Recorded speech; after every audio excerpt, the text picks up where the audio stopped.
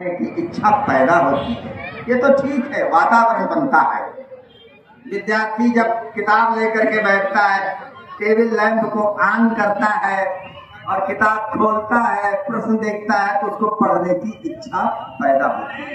इसी प्रकार से जब कोई व्यक्ति मंदिर में जाता है, कहीं भी जाता है, गुरुद्वारे में जाता है, जहाँ भी उसके आराध्य रहते हो, तब उसकी धर्म में आस्था बनती है और धर्म के मार्ग पर चलने की इच्छा जगती है।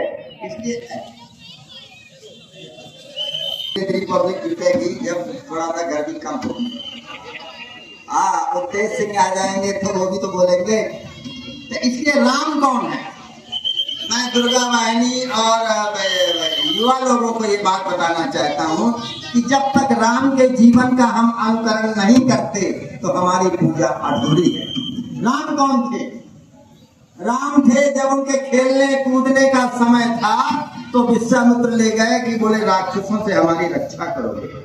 यानी खेलने कूदने का, मस्ती मारने का जब राम का समय था, तब जो है तो विश्वामित्र की और साधु संतों की रक्षा, राक्षसों से रक्षा करने के लिए वो चले गए।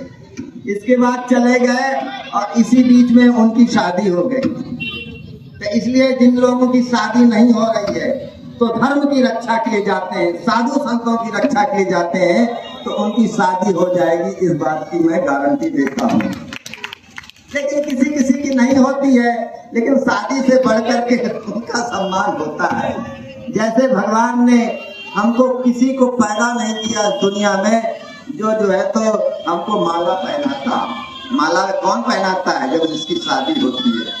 लेकिन भगवान ने कोई बात नहीं, हम तुमको ऐसा बनाएंगे कि मालाओं की झड़ी लग जाएगी और तुम्हारा भारी लगने लगा, इतनी मालाएं पहनाएंगे। इसलिए चिंता करने की बात नहीं है।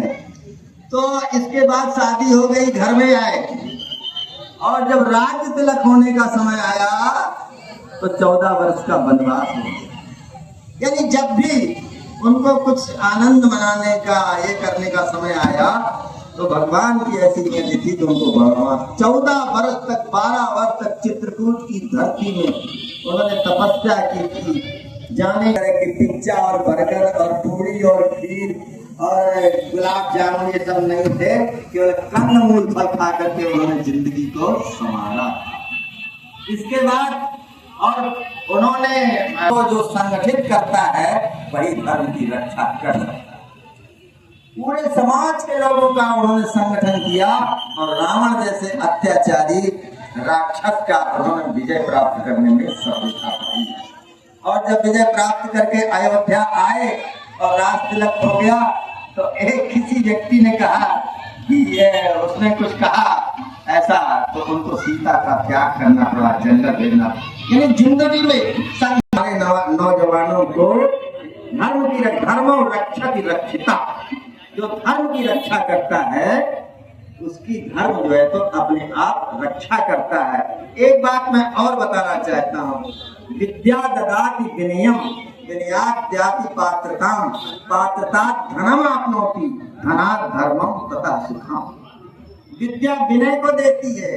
यानी जब ज्ञान प्राप्त होता है तो हमारा विनय आता है, अहंकार खत्म हो जाता है। विनयाद्यादि पात्रताम, जब किसी व्यक्ति का अहंकार खत्म होता है तो उसके अंदर पात्रता पैदा होती है, योग्यता पैदा होती है। जब तक वो अहंकारी है तब तक वो योग्य नहीं बन सकता है। पात्रता धनम आपनोति, जब योग्य बनता है तो धन आता है और जब धन आता है तो उससे धर्म होता है। लेकिन आज के जमाने में एक खतरा हो गया है कि धर्म से धन आना चाहिए, ये उल्टा हो गया है ना। धन से धर्म आना चाहिए, ये हमारे शास्त्र कहते हैं। इसका हमें ध्यान में रखना पड़ेगा। महाराज जी कहते हैं बहुत समय हो गया है, बात भी सही है। इसलिए मैं एक जो है तो स्वामी विवेकानंद ने जो घोषणा की थी और उसको मैं आपको अंत में बताऊंगा। इसके पहले मेरे स्वामी जी ने संगीत की शिक्षा दी थी, इसलिए मैं जिन गीतों ने हमको जिंदगी भर और धर्म का काम करने के लिए एनर्जी दी है, ताकत दी है, वो 1-2 गीत मैं जरूर आपको सुना करके ही अपना स्थान ग्रहण करूंगा।